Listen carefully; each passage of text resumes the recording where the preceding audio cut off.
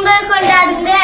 நாங்க இதெல்லாம் பண்ணிருக்கோம் பாருங்க. அங்க நாங்க டோருக்கு முன்னாடி இலை கட்டி இருக்கோம்.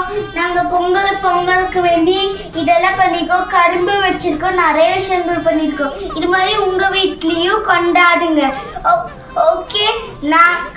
ஓகே எங்களோட பொங்கல் தான் வாங்க ஃப்ரெண்ட்ஸ் பார்க்கலாம்.